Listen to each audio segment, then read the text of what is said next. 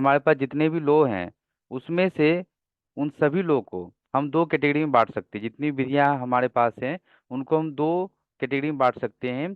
एक है मौलिक विधि सब्स्टेंटिव लो, और एक है प्रक्रियात्मक विधि प्रोसीजरल लो। ऑलरेडी हम लोग इस पर डिस्कस कर चुके हैं, तो हम बहुत डिटेल्स में नहीं जाएंगे, बस नॉर्मली समझ लेंगे। तो हमारा जो कॉन्ट्रैक्ट एक्ट है ये एक मौलिक विधि या सब्स्टेंटिव लो है। ये एक मौलिक विधि है, सब्स्टेंटिव लॉ है। ये हमें हमारे राइट्स और लिबर्टी, क्या हमारे अधिकार हैं, वो हमें बताते हैं, अधिकार और दायित्व को बताता है। इसलिए कॉन्ट्रैक्ट एक्ट क्या है, ये मौलिक विधि है। आप लोगों ने पहले सब्जेक्ट पढ़ते हुए जो पहले पढ़ चुके हैं, तो उन्होंने ये आपने ये देखा सुना समझा कि जो भी लॉ है अगर वो मौलिक विधि है, सब्स्टेंटिव लॉ है, तो उसका प्रभाव हमेशा कभी भी रेट्रोस्पेक्टिव नहीं होगा, भूतलक्षी प्रभाव नहीं होगा। अर्थात जो मौलिक विधियां हैं सब्स्टेंटिव लॉ हैं, उनको हम पीछे के टाइम से लागू नहीं कर सकते। सो सिंपल, हम उनको पीछे के टाइम से लागू नहीं कर सकते हैं। यही होता है रेट्रोस्पेक्टिव अफेक्ट होने का प्रभाव। तो हमारा जो भारतीय संविदा अधिनियम जो हमारा कॉन्ट्रैक्ट एक्ट है, वो भूतलक्षी प्रभाव नहीं है, उसका रेट्रोस्पेक्टिव अफेक्ट नहीं है। जैसे हर मौलिक विधि में होता है उसी तरह इसमें भी कोई स्पेशल चीज नहीं है, इसमें भी रेट्रोस्पेक्टिव इफेक्ट नहीं होगा। ये एक सिविल राइट्स है। जो हमारा कॉन्ट्रैक्ट एक्ट है वो हमें एक सिविल राइट्स देता है। सिविल राइट्स का मतलब क्या है कि इसके वायोलेशन पर हम सीपीसी के माध्यम से ही केस कर सकते हैं। या तो आप एसआरए के थ्रू जाएंगे, या तो आप सीपीसी के माध्यम से जाएंगे, उसके थ्रू ही आप इसमें केस कर सकते हैं। यही चीज में बताई गई है। ठीक है, तो ये एक कुछ सिविल राइट्स देता है। किस प्रकार का राइट्स मिलता है हमें यहाँ पर?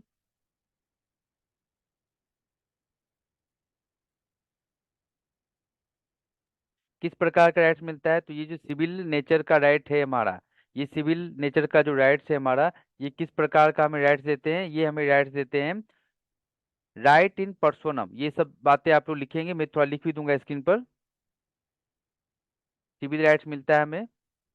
सिविल राइट्स का मतलब क्या है कि इसके वायोलेशन पर हम कहाँ चले जा सकते हैं? सीपीसी के माध्यम से केस करेंगे। सीपीसी प्रक्रिया बताती है और ये हमें अधिकार बताते हैं, कॉन्ट्रैक्ट एक्ट। ठीक है, और ये राइट इन पर्सोनम है। राइट इन पर्सोनम यानी कि ये जो अधिकार है हमारा, ये व्यक्ति बंदी अधिकार है।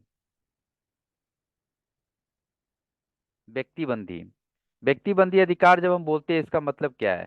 अधिकार मोटे तौर पर दो प्रकार से वर्गीकृत कर सकते हैं हम उनको। एक होता है जो हमें सारे संसार के विरुद्ध होता है, यानी कि right in rem. Right in rem, तो राइट इन रेम जो संसार के विरुद्ध अधिकार होता है। अर्थात अगर मेरे पास कोई प्रॉपर्टी है, तो उस प्रॉपर्टी को हम अपने पास बचाने के लिए हम पूरे संसार में कोई भी व्यक्ति हो उसके समक्ष हम केस कर सकते हैं, उससे लड़ सकते हैं कानूनी रूप से।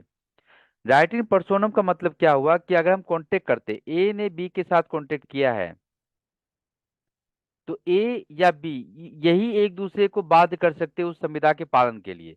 इसीलिए जो कॉन्टेक्ट है, प्रिविटी ऑफ कॉन्टेक्ट एक कॉन्सेप्ट है जो हम आगे पढ़ेंगे। तो ये मामला इन दोनों के बीच ही आएगा, कोई तीसरा पर्सन इसमें इंटरफेयर नहीं कर सकता है। कुछ एक्सेप्शंस हैं इसके, बट नॉर्मल रूल यही है। इसीलिए यहाँ पर ए को अधिकार है कि वो बी के अगेंस्ट सू कर सकता है, वाद ला सकता है, और बी को अधिकार है कि वो ए के अगेंस्ट वाद ला सकता है। लेकिन किसी और व्यक्ति को अधिकार नहीं। जैसे कि मान लीजिए बी का एक पेरेंट्स है, बी के पेरेंट्स में सी है, तो सी के पास अधिकार नहीं कि वो ए के अगेंस्ट सूट ला सकते हैं, वाद ला सकते हैं, सिविल नेचर का होते हुए भी। कुछ एक्सेप्शंस कंडीशन है, बट नॉर्मल रूल ये नहीं है। इसीलिए व्यक्तिबंदी अधिकार बोला जाता है, यानी कि पर्सन, हमें जो अधिकार है वो एक या कुछ पर्सन के विरुद्ध है, होल ऑफ द वर्ल्ड के विरुद्ध वो अधिकार हमें नहीं है। समझ में आ गया? उसके बाद समझिए, कुछ पूछना है क्या किन्हीं को? इसमें किस प्रकार के कॉन्ट्रैक्ट्स का जो प्रोविजन है, हमें इसमें क्या पढ़ेंगे? हम इसमें विशिष्ट संविदाएं पढ़ेंगे, स्पेशल जो आपके स्पेशल स्पेसिफिक कॉन्ट्रैक्ट होते हैं वो पढ़ेंगे, और इसमें समान सिद्धांत पढ़ेंगे।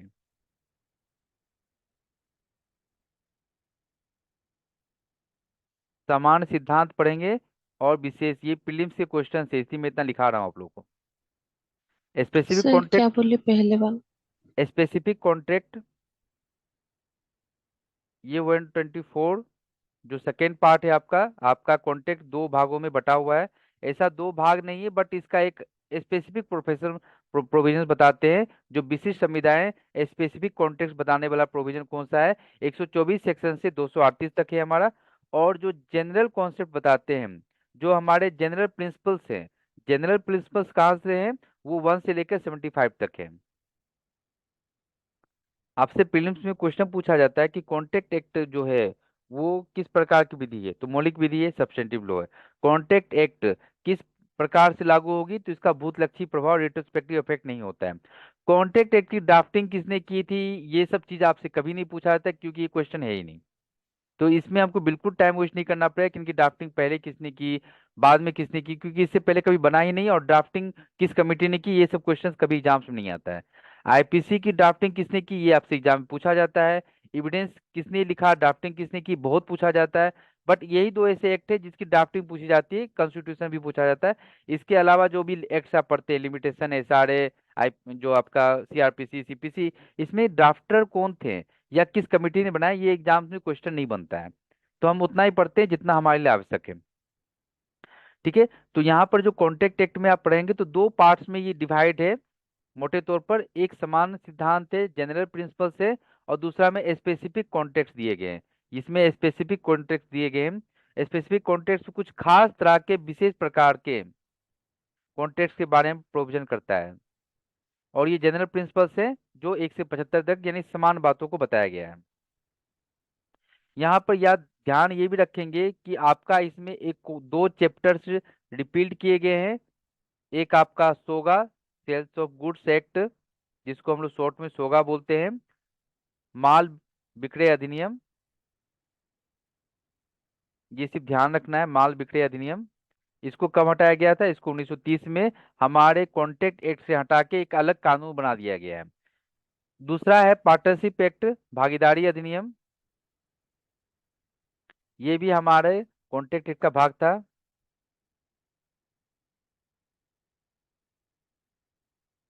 इसको भी 1932 में रिपील कर दिया गया, यहाँ से हटा दिया गया, ये दोनों चैप्टर्स को यहाँ से हटा के अब इसका एक अलग कानून बना दिया गया है। अब हमारे पास ये जो है कॉन्ट्रैक्ट एक्ट के भाग नहीं है। ये कानून, ये एक्ट हमें अलग से पढ़ने होते हैं जहाँ सिलेबस है। सर ये सेकंड वाला क्या बोले? पार्टनरशिप एक्ट, पार्टनरशिप एक्ट,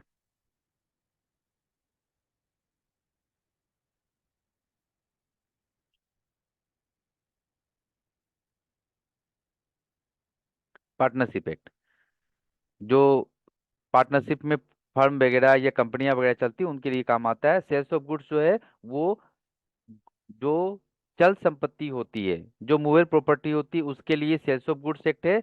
और टीपीए हमारा अचल संपत्ति के बारे में प्रोविजन करता है। ट्रांसफर प्रॉपर्टी एक्ट जो है संपत्ति, जो अचल संपत्ति होती है उसके लिए टीपीए एक्ट जो है वो अस्थावर संपत्ति के बारे में बात करती है। अब आते हैं कुछ और कॉन्सेप्ट समझने से पहले, सबसे पहले समझेंगे कि कॉन्ट्रैक्ट किस लिए आवश्यकता होती है, ये आप लोग जान चुके हैं। लेकिन कॉन्ट्रैक्ट कब बनेगा, क्योंकि आप आगे के सेक्शन में पढ़ेंगे कि कॉन्ट्रैक्ट लिखित और मौखिक दोनों तरफ से हो सकता है। आचरण के द्वारा भी हो सकता है, कंडक्ट के द्वारा हो सकता है, ओरल हो सकता है, रिटन हो सकता है। तो हम अगर किसी को कुछ बोले तो क्या ये कॉन्ट्रैक्ट है। अगर आप सुबह से शाम तक सोचें तो दिन भर में आप बहुत सारा कॉन्ट्रैक्ट करते हैं। आपके घर में पेपर वाला पेपर देने आता है, वो भी एक कॉन्ट्रैक्ट है, कि वो पूरे महीने तक आपके घर में पेपर देगा और आप लास्ट में पेमेंट करेंगे, ये कॉन्ट्रैक्ट है, ओरल कॉन्ट्रैक्ट है। उसी प्रकार दूध वाले से दूध लेते हैं, ये भी ओरल कॉन्ट्रैक्ट है। आप कुछ और कनेक्टिविटी करते, इवन कि आप मेरे साथ क्लास ले रहे थे, ये भी एक प्रकार कॉन्ट्रैक्ट है, एग्रीमेंट है, ओरल एग्रीमेंट या रिटन हो सकता है, जो भी हो। तो हर कंडीशन में आप सुबह से शाम तक बहुत सारे कॉन्ट्रैक्ट करते हैं, लेकिन कई बार आपको पता भी नहीं होता कि आप कॉन्ट्रैक्ट कर रहे हैं। तो यहाँ पर कॉन्ट्रैक्ट कब बनेगा, सुबह से शाम तक हम बहुत बातें बोलते, बहुत चीजें करते। जैसे आपके फ्रेंड ने आपको इनवाइट किया कि आज मेरे घर में कुछ पार्टी है, शाम में आना। आपने बोला ठीक है हम आएंगे। तो अगर आप उसके घर पर शाम में पार्टी में नहीं गए तो क्या ये कॉन्ट्रैक्ट का वायोलेशन है, ब्रीच ऑफ कॉन्ट्रैक्ट है, संविदा भंग है? नहीं इसके लिए वो सर। केस कर सकते हैं? नहीं नहीं। कर सकते। तो ऐसा क्यों, हम पता कैसे करेंगे कि वो कॉन्ट्रैक्ट था या नहीं था? उसने बोला कि शाम में चलो, या फिर उसने बोला कि कल मूवी देखने चलना है, मैंने बोला हाँ, अब मैं कल नहीं जाऊंगा, बिना कोई प्रायर इन्फॉर्मेशन की कि मुझे नहीं जाना है, ये मेरा कुछ प्रॉब्लम है, मैं बिल्कुल ठीक हूँ, लेकिन फिर भी मैं मूवी देखने नहीं गया, क्योंकि मुझे लगा कि उससे ज्यादा अच्छा है कि मैं कुछ पढ़ लूँ, पढ़ा लूँ, कुछ और काम कर लूँ। तो इसलिए मैं नहीं गया। तो क्या इसके लिए कोई ब्रीच ऑफ कॉन्ट्रैक्ट हो गया ये? स्पेसिफिक परफॉर्मेंस के लिए एसआरए में जा सकता है वो व्यक्ति, या सीपीसी के तहत कंपनसेशन मांग सकता है? आंसर नहीं। क्यों? क्योंकि ये कोई कॉन्ट्रैक्ट के फॉर्म में नहीं आएगा। तो कॉन्ट्रैक्ट के फॉर्म में आने के लिए सबसे पहला जो मेन चीज है जिससे आपका कॉन्ट्रैक्ट स्टार्ट होता है, वो मेन है आपका जो मेन चीज है, वो है संविदा का आशय। संविदा का आशय।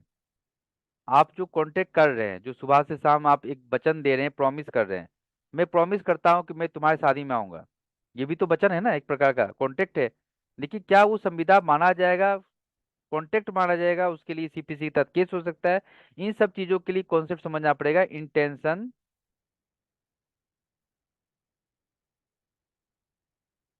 To contract.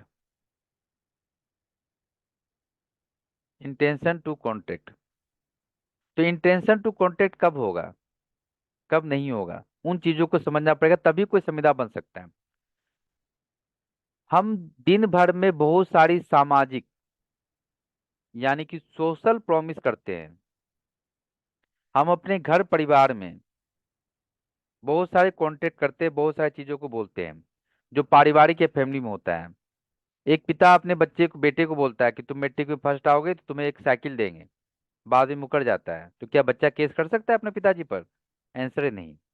एक हस्बैंड अपनी वाइफ को बोलता है कि अगर तुम एक महीने मेरे साथ अच्छे से रहोगी बिना झगड़े के, तो मैं तुम्हें एक तुम्हारा मनपसंद जो है तो साड़ी ला के दूंगा, ड्रेस ला के दूंगा।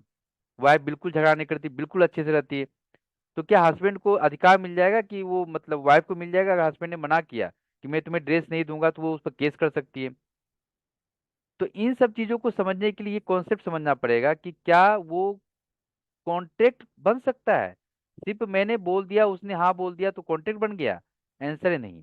वहां पर हम इंटेंशन देखते हैं। किस चीज का इंटेंशन? इंटेंशन विधि का से था क्या नहीं था,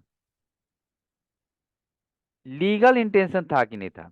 ये चीज देखकर हम बहुत सारी चीजों में हो जाते हैं, नहीं तो आप विश्वास नहीं कीजिए, कोर्ट में इतने सारे केसेस का बाढ़ आएगा जिसको कंप्लीट कर पाना बहुत मुश्किल है।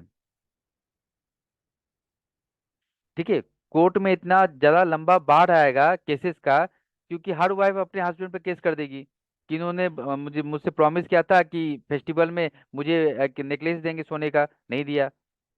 बेटा अपना फादर पर कर सकता है केस कि पिताजी ने बोला था कि मैट्रिक में फर्स्ट आओ तो बाइसिकल देंगे, साइकिल देंगे, नहीं दिया।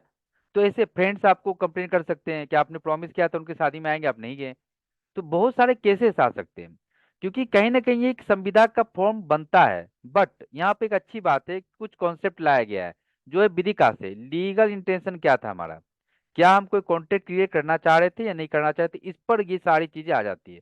तो जो सामाजिक पारिवारिक यानी सोशल और फैमिलियर जो भी हम वचन देते हैं, प्रॉमिस करते हैं, आई प्रॉमिस कि मैं तुम्हारे साथ मूवी देखने चलूंगा, ये सब कोई कॉन्ट्रैक्ट नहीं माना गया है। कॉन्ट्रैक्ट एक्ट 1872 के हिसाब से, मतलब इसके लिए कोई अधिकार नहीं मिलेगा, कोई कंपनसेशन नहीं मिलेगा, कुछ नहीं मिलेगा। हमको कोई बात नहीं कर सकता उस चीज को परफॉर्म करने के लिए एसआरए के थ्रू, या कोई कंपनसेशन नहीं मांगता सीपीसी के थ्रू। ये चीज समझ लें। कुछ केसेस हैं जो बहुत लीडिंग केसेस हैं। सबसे ज्यादा इसमें एक ट्रिक बताऊं जो प्रीलिम्स में आता है, आराम से आप इस केसेस को पहचान सकते हैं। सबसे पहले ये देखेंगे कि मोटे मोटे केसेस एक दो को छोड़कर सारे हस्बैंड और वाइफ के बीच में है। तो जो हस्बैंड और वाइफ के बीच में केसेस हैं, उसको समझना आसान है कि ये जो है संविदा के आशय, यानी कि विधि का आशय था या नहीं था, लीगल इंटेंशन था या नहीं था, इस पर करने का है। मैं केस लिखाऊंगा, उसके साथ बता भी दूंगा कि कौन सा केस आपको ज्यादा याद रखना है, प्रीलिम के पॉइंट ऑफ व्यू से या मेंस के पॉइंट ऑफ व्यू से। Welfare versus welfare,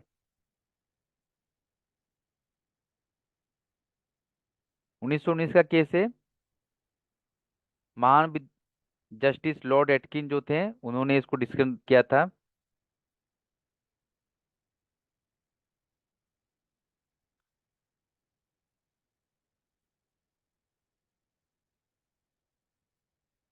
Atkin, Lord Atkin.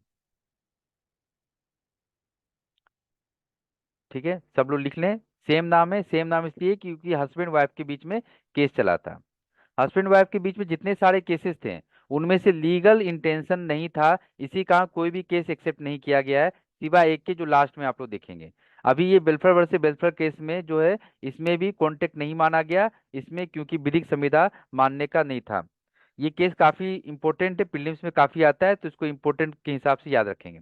Welfare versus welfare, हुआ ये था, थोड़ी सी कहानी जानेंगे 2 लाइन में। हस्बैंड वाइफ दोनों इंग्लैंड में गए थे। इंग्लैंड में पत्नी जो है बीमार हो गई थी। पति ने बोला कि तुम यहीं रहो, मैं तुम्हें तुम्हारा ट्रीटमेंट का खर्चा तुम्हें भेजता रहूंगा। इसी बात को मानकर वाइफ जो थी वो इंग्लैंड में रह गई, और पति उसको कुछ समय तक अपना कंपस जो उसको ट्रीटमेंट के जो पैसे थे वो भेज रहा था।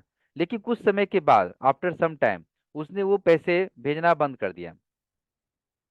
कि 30 पाउंड देने का उसने प्रॉमिस किया था कि मैं तुम्हें पर मंथ जो है 30 पाउंड भेजूंगा। ये सब याद नहीं करना है कि 30 पाउंड है या 20 पाउंड है, समझने के लिए सिर्फ समझें। ठीक है।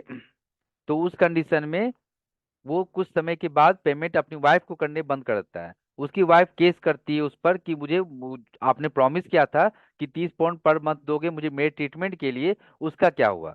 तो कोर्ट ने फाइनली ये डिसाइड किया कि यहाँ पर हस्बैंड वाइफ में कोई जो भी कॉन्टेक्ट हुआ था, जो वचन प्रॉमिस जो भी हुआ था, अब यहाँ पर आप देखेंगे तो कॉन्ट्रैक्ट के मेन इंग्रेडिएंट्स आपको मिलेंगे।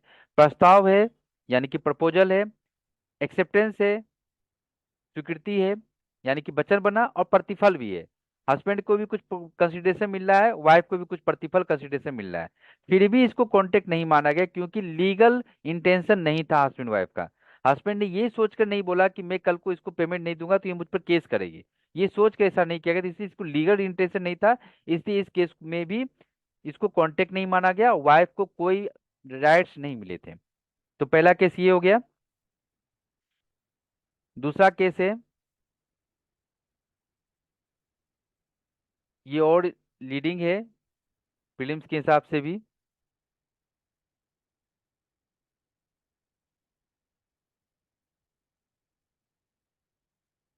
डाल डिम्पल वर्सेस डाल डिम्पल, सेम नाम को रिपीट किया गया, ये भी हस्बैंड वाइफ से रिलेटेड है। इसलिए आप वहां पर देखेंगे, जैसे हमारे यहाँ सरनेम मैच हो जाते हैं हस्बैंड वाइफ के, वहां भी इसी तरह होता है। इसमें लॉर्ड एस्टोबल, इसके जस्टिस का नाम याद रखना बहुत जरूरी है, क्योंकि ये पूछा जाता है कि ये किसने बोला था। लॉर्ड एस्टोबल का एक स्टेटमेंट है जो प्रीलिम्स के एग्जाम में बहुत पूछा जाता है आपसे। ऑब्वियसली इसको मेंस में भी यूज करेंगे। लॉर्ड एस्टोबल, हिंदी में भी लिख दूं ताकि आप लोग दिक्कत ना करें। लॉर्ड एस्टोबल इस जस्टिस का नाम था, जिन्होंने एक स्टेटमेंट बोला है, वो मैं लिखाऊंगा।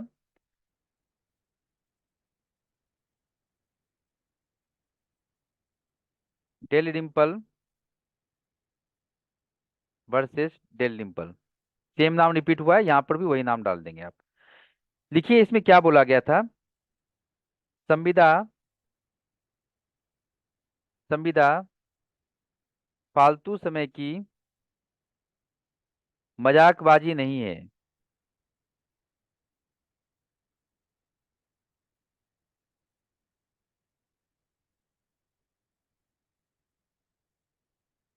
संविदा फालतू समय की मजाकबाजी नहीं है।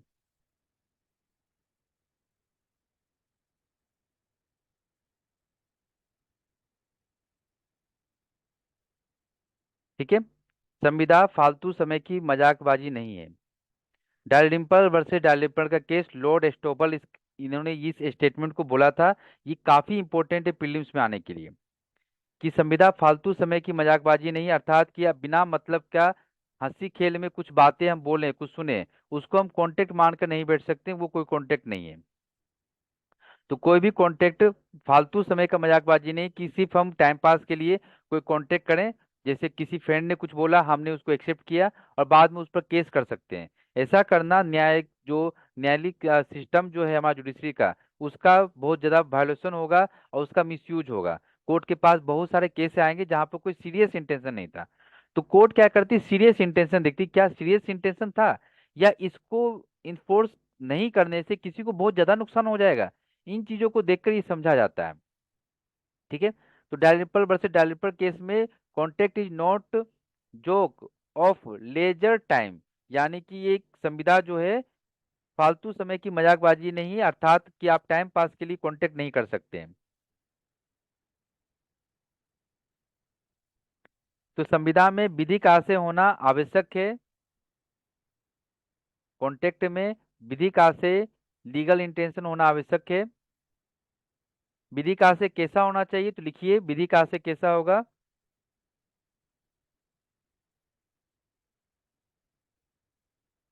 आशय की कसौटी, आशय की कसौटी वस्तुगत होना चाहिए, ना कि व्यक्तिगत।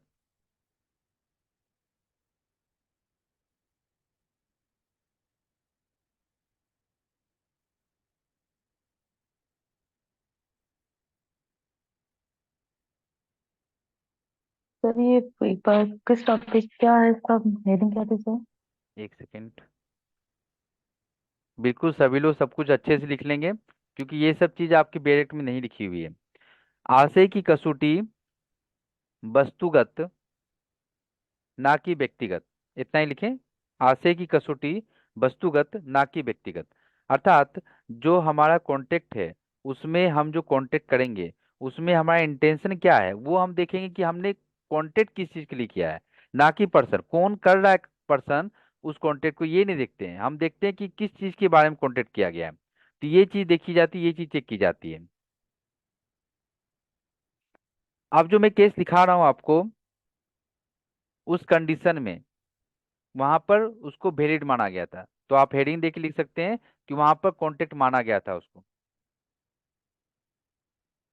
इंपॉर्टेंट है। McGregor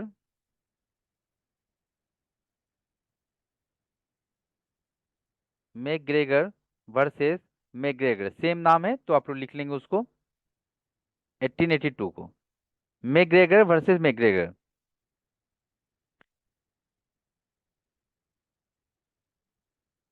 McGregor versus McGregor, same नाम है, रिपीटेड है। इस केस में इसको संविदा माना गया था। ठीक है, इस केस में जो हस्बैंड वाइफ के बीच में कॉन्टेक्ट हुआ था उसको माना गया था। क्यों माना इसमें गया क्या था? बोला गया sir? McGregor versus McGregor case में बता रहा हूं मैं। इसमें जो है इसको संविदा को वैलिड माना गया था। हस्बैंड वाइफ के बीच में जो प्रॉमिस हुआ था, जो कॉन्टेक्ट हुआ था, उसको संविदा वास्तव माना गया था, उसको इन्फोर्स किया गया था। कारण क्या था कि हस्बैंड वाइफ के बीच में क्रिमिनल केसेस थे। उस क्रिमिनल केसेस को लेने वापस लेने के लिए कुछ कॉन्टेक्ट किया गया, तुम मेरे विरुद्ध वापस ले लो, मैं तुम्हारे विरुद्ध को वापस ले लूंगा। हस्बैंड वाइफ के अगेंस्ट, वाइफ ने हस्बैंड के अगेंस्ट कुछ केस कर रखे थे, तो दोनों ने आपस में कॉन्टेक्ट किया कि मैं तुम्हारे विरुद्ध जो केसेस है उसको वापस लूंगी और तुम मेरे विरुद्ध जो केसेस है उसको वापस लो। इस कंडीशन में दोनों एक दूसरे के विरुद्ध जो केसेस थे उसको वापस लेने पर सहमत हो गए, और वहां पर इसको कॉन्टेक्ट माना गया। इसलिए मैंने यहाँ पर वैलिड लिखा है, यानी कि वैलिड कॉन्टेक्ट माना गया था, इसको इन्फोर्स किया गया। क्लियर है? दोनों के बीच में क्रिमिनल केसेस थे, मैकग्रेगर वर्सेस मैकग्रेगर।